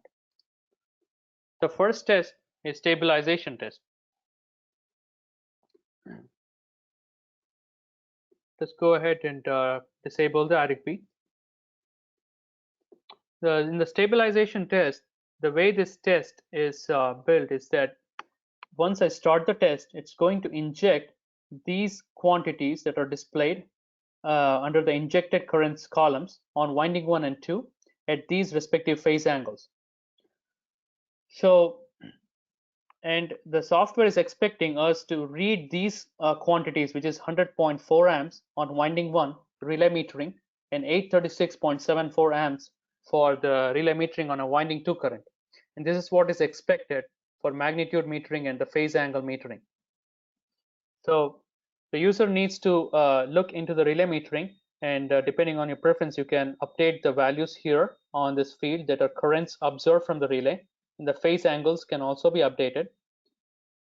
Once you update these values, you could also observe the restraint and the operate metering, the differential metering on the relay. So in this case, since we are injecting a nominal condition, or what I call as a balanced condition, there is no differential condition here, we would not see any trip, which means the operate would be close to 0 or on a very low value. And that is what we need to verify on the differential metering screen. So the reason we run the stabilization test is that to make sure that when we inject this balanced set of currents, the relay must not trip on differential. And that shows that the values that we entered, or the way we configured the differential screen with respect to the relay settings, is correct. The second thing that is confirmed is the connections that you made from the relay test equipment to the relay winding 1 and 2 terminals. So since we also have the phase angles coming into picture, we need this also makes sure that the connections are correct and they're not swapped between the phases. And that is the reason we run the stabilization test. And the next test is the timing test. So in the timing test, the way this test is created is that it injects internal fault onto the relay for a very short duration. So, and its test happens very quickly. So it injects internal fault for, it's like a single phase fault and a three-phase fault, and it expects the differential logic on the relay to operate very quickly since it sees an internal fault. But in my case, since I did not simulate, or I was not connected to any relay, it did not see any operation, and it says that the relay failed the test. But the idea behind timing test is to see how fast the differential element picks up or trips for internal fault simulation. The next test is the pickup test. So in the pickup test, you have multiple options to choose from: single phase test and also three-phase test for both winding 1 and winding 2. You can choose one by one or choose all of them to run one after the other. So what we show here is the actual pickup setting that we entered on the differential screen. And there is also another pickup value that is being injected, right? This is the test value that is being injected. So let me run a three-phase test here. So this value is being ramped up, and this per unit is, the amp value is shown as a per unit here. So both these values are being changed. As this value approaches the pickup, the relay is expected to trip, right? As you can see, that the values that were used for the single phase test and three-phase test are different. Now, remember, we discussed about the single phase pickup factor. For the single phase test, the single phase pickup factor was used. So in our case, the tap was 2.51, and that is multiplied with your pickup, which is 0.44 per unit. So my pickup must be 1.104, which this relay is pretty close to when we perform a three-phase test. But for a single phase test, it is around 1.9 amps. So it uses the single phase pickup factor 1.732 that we chose on the nameplate screen to get the actual test value to perform this test. For a three-phase test, it does not use a single phase pickup factor. And similarly, the ideology is the same for the winding 2 tests as well. It uses the single phase pickup factor for that particular winding when performing the single phase on winding 2, and does not use any of the pickup factors for the three-phase test. Next test is a characteristic slope test. So depending on the slope settings that you entered on differential screen, it displays that particular characteristic here on the screen, right? So we already validated the pickup point in the pickup test. Now we need to validate slope 1 and slope 2 characteristic. So it instructs us to click in the chart to add test points. So what we are going to do is select a point on slope 1, we'll select a point on slope 2, and we'll run all the slope tests. So what happens is it selects a particular point on the slope, and it fixes that restraint point. And the test equipment ramps the winding 1 and 2 currents in such a way that the ratio of your operate restraint, which is your slope 1, tends inches closer towards the slope setting. And as the relay gets closer, as it sees closer to the slope setting, the relay trips. Similarly, even for the slope 2 point, it fixes the point of 6.2 restraint per unit, and then ramps up your winding 1 and 2 in such a way that your operate quantity changes. As soon as the operate quantity reaches a point on the slope, the relay is going to trip. So you can select multiple points on the screen to validate multiple points on the characteristic here. The maximum you can select is up to 15 points on the screen. The next test is a characteristic short test. So in the, we did validate the pickup, the slope 1 and 2 characteristic here. So the characteristic short test is to validate the regions that is above and below this character, the lines here. So, and it's also called as a short test because it's a go or a no-go test. So we would click on this chart to add the test points. So I'll simply click a point above this slope 1 and below this slope 2, slope 1, and similarly a point above and below the slope 2. So we are validating these regions now. Once I run all the slope short tests, it's going to inject, instead of ramping from a particular value, it's going to inject straight at these points on the plot to verify if the differential picks or restrains as it's supposed to. So in this case, since there was no trip when it was supposed to trip for these points, because this is in the operate zone of the characteristic, it did not see any trip. The software did not see any trip. So it failed the test for the points above the characteristic. And since there was no trip seen for the restraint zones or region, it passed those tests.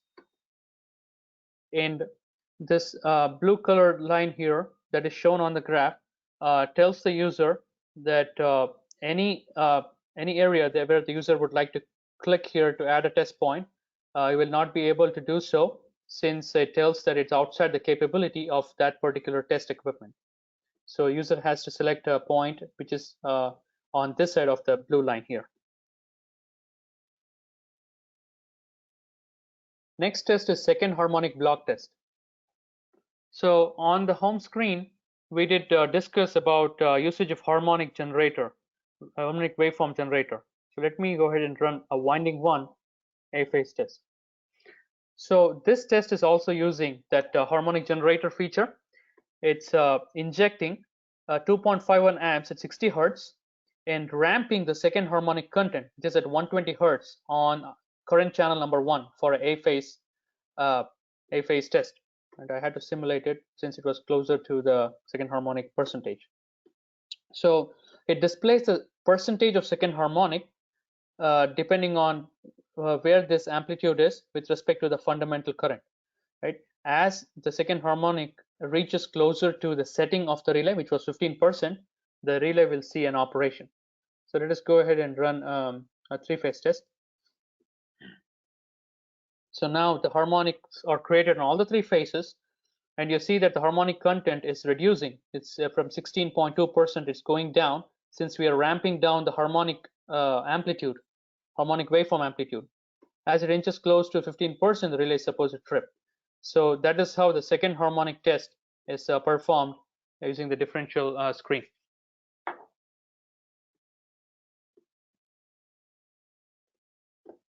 And this is the last test on the differential screen, which is the nth harmonic short test. So in here, our setting was for the 5th harmonic, percentage was 30% as setting. So this is again a short test, which means it's a go or no go test. So we are performing 2 tests here. One is a harmonic content for no operation. So anytime the harmonic content is more than 30%, which is 35 in our case, there will be no operation on the relay. But there is a second test we also perform for operation, which will be lesser than our setting, which is 25%. So let me go ahead and run all the nth harmonic tests. So like the characteristic short test, it instead of ramping a quantity, it straight away injects 35% of harmonic with the fundamental current and 25% of harmonic with the fundamental current on 2 separate tests for each phase fault simulation, and also for the 3-phase for both winding 1 and winding 2. As you can see that I'm not simulating anything here. It's expecting an operation, so it's not seeing an operation. So it's failing on the test where it's expecting an operation at 25% harmonic, which is the 5th harmonic, which is at 300 hertz. Let me stop this test. So yeah, similarly, it's going to run through all the tests for winding 1 and 2 and provide you the results for the no op and the operation. And in the differential screen, the user need not add the tests to the report, since they'll be already added in the report, just like we saw in the timing screen as well. So the screens where you don't need to add the tests are timing and differential. They're automatically added.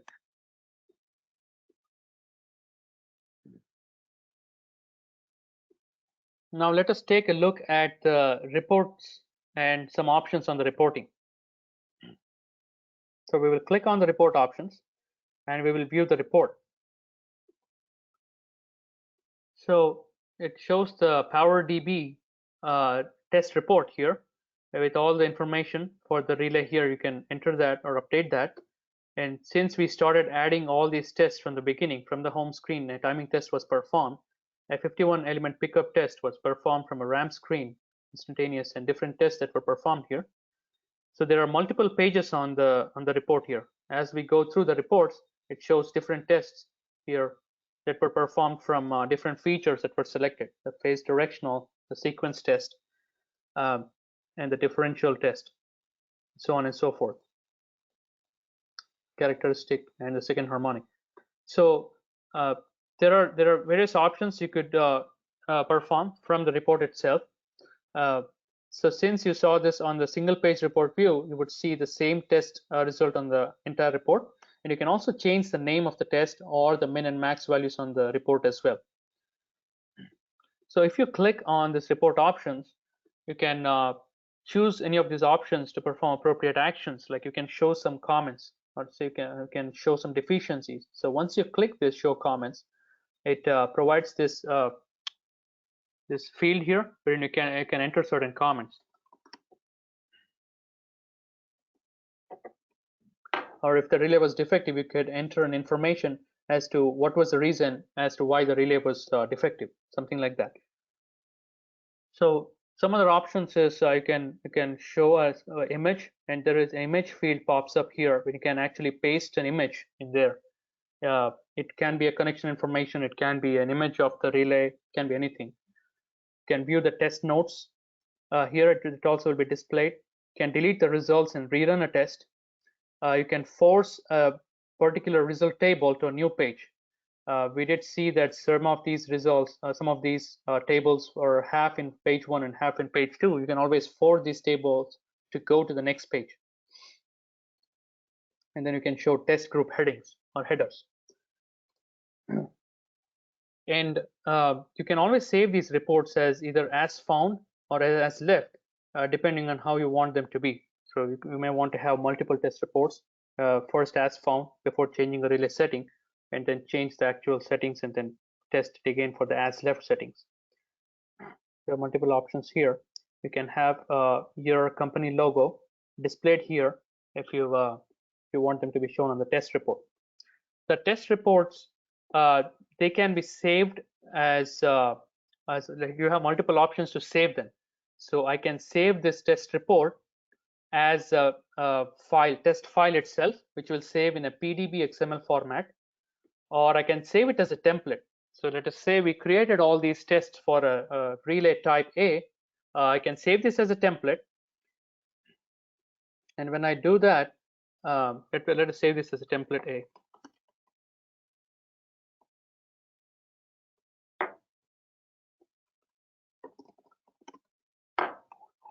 And once you do that, it's going to save this as test report, a test template. And the next time when you open the test, it's going to not show any results, but all these tests will be saved here. So you can reuse that template and test a similar type of relay on a different substation the next time you would like to test that. So that is the advantage of saving it as a template. So if you want all the results to be saved in a report, you always choose save as option and provide it a name. So now it is not saved as a template, but it stores all the results in that file. Now we can also save this as a PDF copy.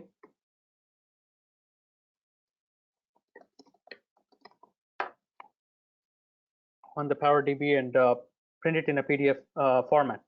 So it prints all the pages in the PDF format and provides you an option on the top to open the PDF straight from here. So you can open that PDF. You can see that the PDF is already created, and it shows all the tests that was performed. It also provides the information about what test equipment was used and who tested that, along with more information about the test status and what kind of phase angle representation was used. There are a couple other features I would like to talk about before we conclude this presentation today. There's something called as relay settings screen.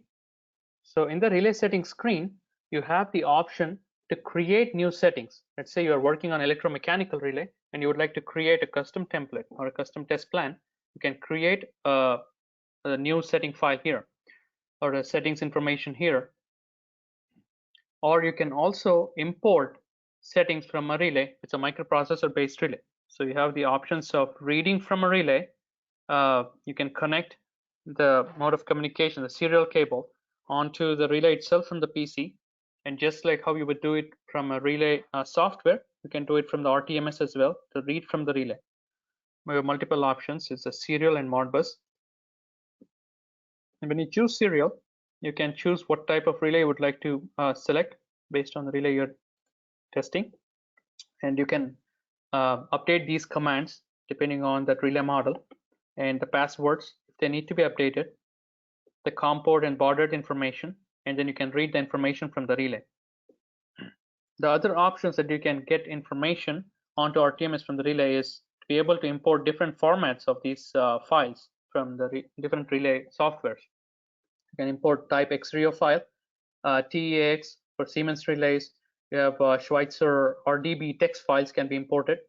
We have ERL Pro option here. We also can import CSV file. If you can get the CSV files out of Multilinks and import them on the RTMS. So we have different options to bring in the settings and put them on the RTMS software. So more information on these features and the enhanced features will be presented in an upcoming training webinar that will be conducted in the month of August. Along with the settings, we also have something called as a relay library, wherein we have test plans from different relay manufacturers that you can choose from. So you can choose the manufacturer from here, from the list, and choose what test template you would like to open. So let us say I choose a Schweitzer as a manufacturer, and you would like to open a particular test template or test plan to perform the relay testing. So we will open a SEL 551 test plan. So it will tell that we are loading settings from a template. It will overwrite the existing settings. Let's go ahead and say OK. So once you load the template, it's going to open up the report with the newer settings that was taken from the template itself. So it updates these settings for a 551 SEL 551 relay on the report. So once you navigate back to the home screen, you would see that in the test plan area, you would see that all these tests are displayed now because we opened a template that already has all these tests available for you to run. And these tests are enabled or disabled based on the settings that are presented or they are present in this particular setting screen. So these settings are similar to what you would see on the relay software itself. So you can navigate back and forth between different elements or different groups using these options here. So that is how you can utilize the relay library to choose test plans from different manufacturers. And like I said, more information on using this library and working through the test plan and the settings and more about these enhanced features will be presented in an upcoming webinar in the month of August. This concludes the presentation. All right, thanks a lot, Sugosh. We'll now take some time to answer as many of your questions as we can. If you have any questions, please submit them now into the Q&A box on the right side of your screen. For those of you that are leaving, if you could take a few minutes to answer the survey that pops up on your screen. On that survey, there's a field where you can also request a demo or a quote on any Megger products. A copy of this presentation, certificate of attendance, and a link to the video recording of the webinar will be emailed to everyone in about 2 business days. You can also view recordings of previous webinars on our website at us.megger.com/webinars and register for our next webinar this Thursday, how to perform battery impedance testing with the Megger Byte instrument. The presenter will be Jason Aaron. All right, let's get into your questions.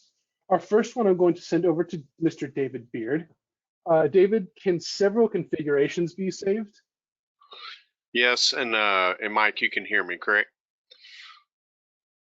Correct. Okay, good. Correct. So yeah, and what we were referring to here is this question came in very early in the beginning, and the configurations was a part of RTMS.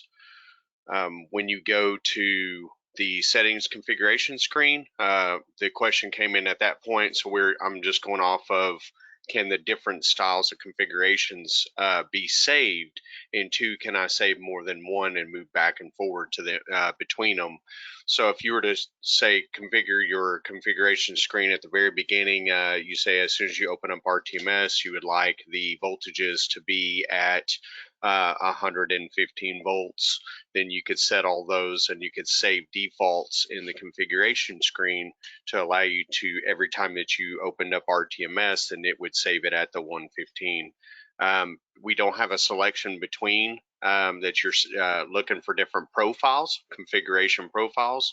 But what you can do is you can actually save, say you set the save configurations, then you could go at 115 volts, and then you can save it as a PDB XML file and then just reload it each time that you would like to use it. So you can save a configuration file of 115 volts and save 1 amp, and then you can also do it at 69.28 volts at half an amp, and you can set those up as PDB XML files and just load them each time that you want to perform a test.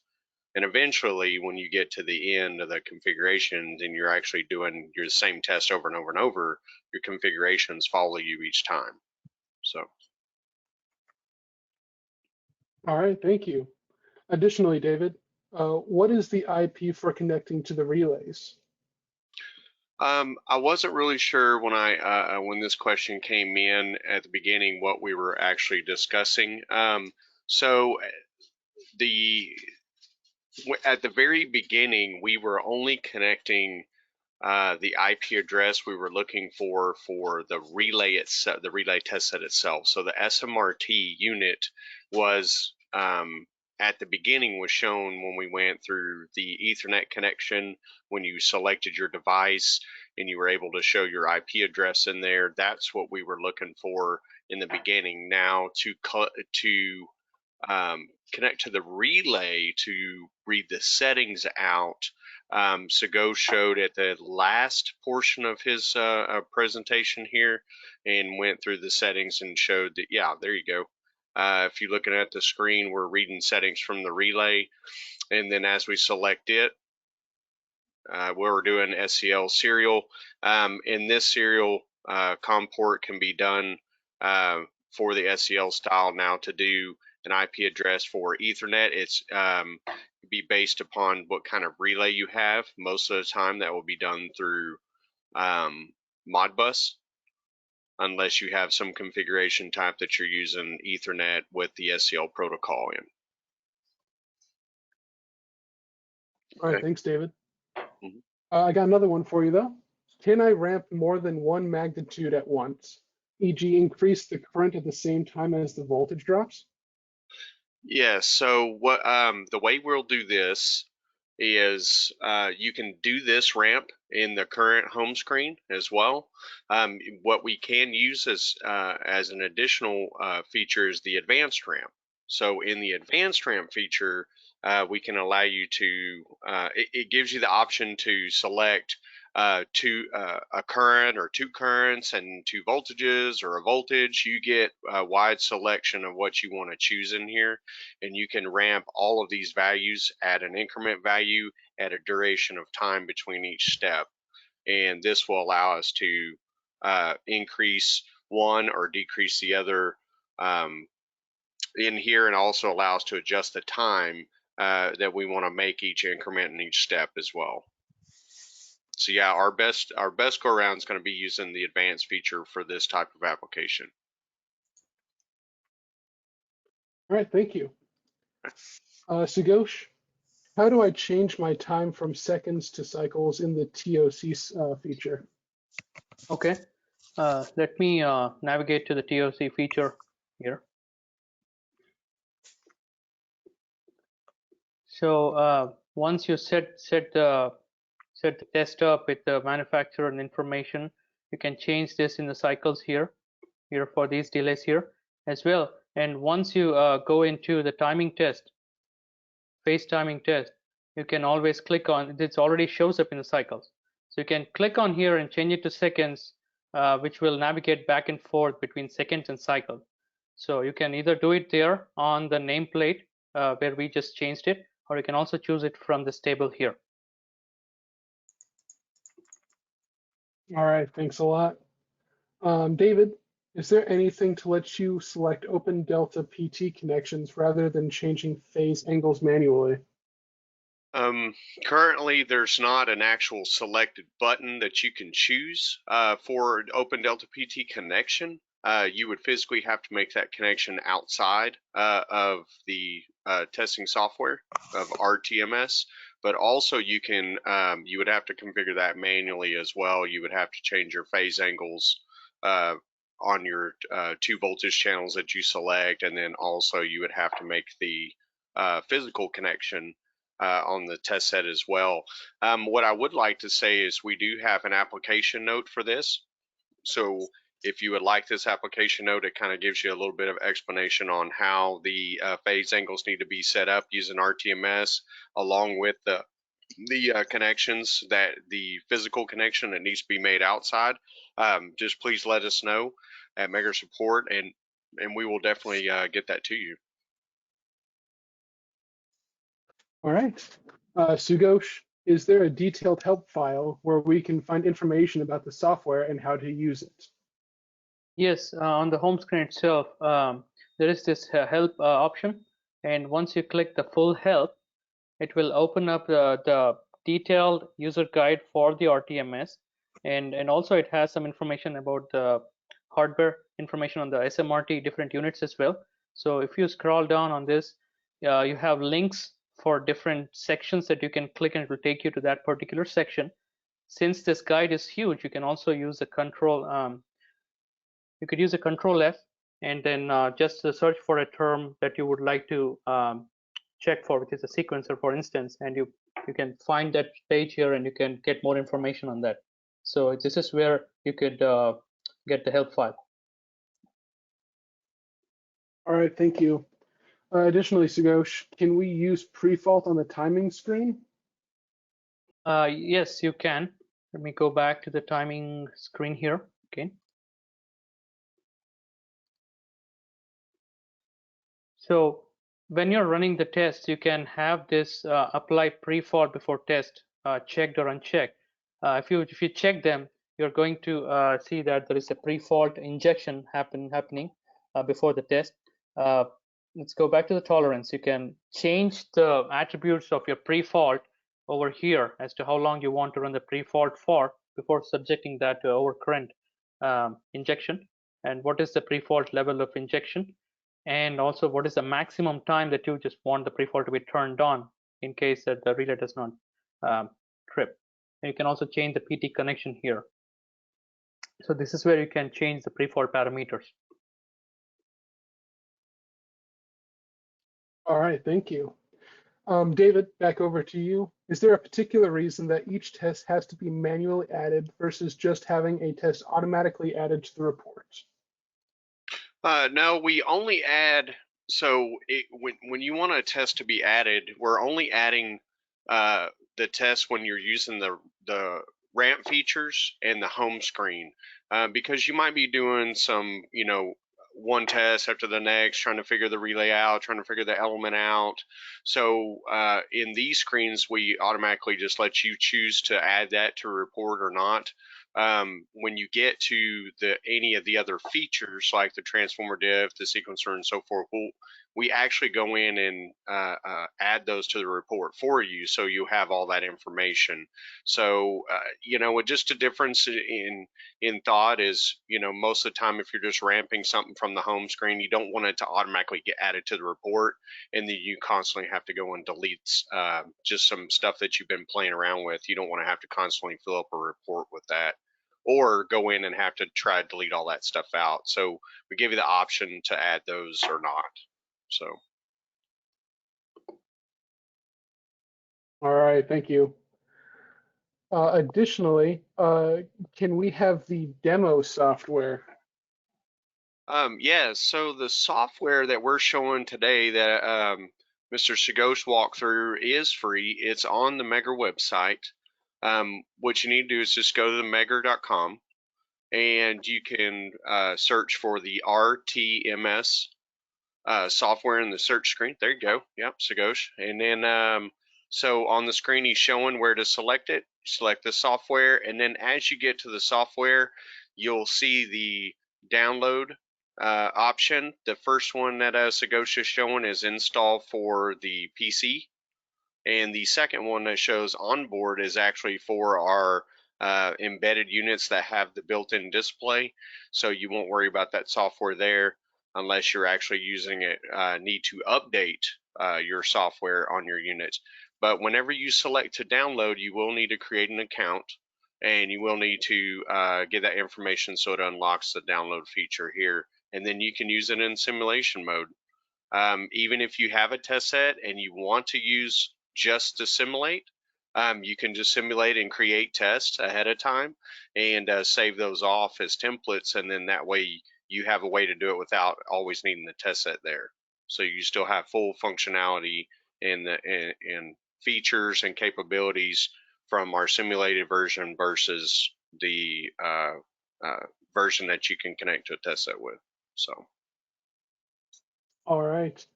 And speaking of software, can this software, is it compatible with all brands or products? So what we kind of want to separate this in two pieces. So we're asking software. So if it's PowerDB software integrates with all of Megger products for the most part. We still have sheets and forms, and we have a way to actually look at. There you go. So Ghosh is showing a list on the screen that shows the instrument selection. So PowerDB controls and has multiple test forms for all of Megger products here that are listed. If we are talking about just RTMS software that we were showing today, that only works with the SMRT products and some of our legacy MPRT product as well.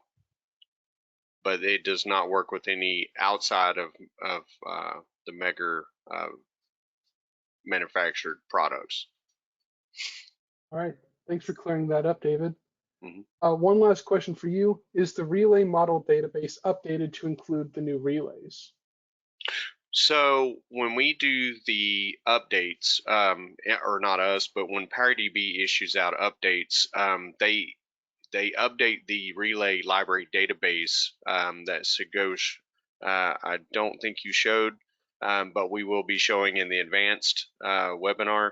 When you go into the relay section, then we also have those library or routines or test templates, whatever you want to call them, actually get updated as well. So every time we make an actual PowerDB update that updates RTMS software, then we will actually increase or update that library as well during that time. All right, thank you. We have one last question, and the question is it possible to provide a phase sequencer example with power swing? And I will answer that. We've referenced an upcoming webinar in August. This webinar, titled Relay Test Management Software Training Advanced, is happening on August 4th. And it's going to cover examples like those discussed previous and the one I just brought up about the phase sequencer example with the power swing. So if you ask that question or have a question similar to that, we're going to be covering that and more on our webinar on August 4th. So please make sure to register for that one. With that, we've gone over time, unfortunately, so we don't have any time left over for additional questions, but we've had so many come in. We are going to follow up with you offline if we didn't answer them online. We apologize if we didn't get to those questions. We have a lot of them we wanted to get to, but we've just blown past our end time. If you could, please remember to take our survey when we close out the webinar. It would really be great for us. We like hearing how we did and how we can do better. That survey will also include a field for you to request a quote or a demo if you're interested. But once again, I'd like to thank you all for attending, and I hope you have a great week.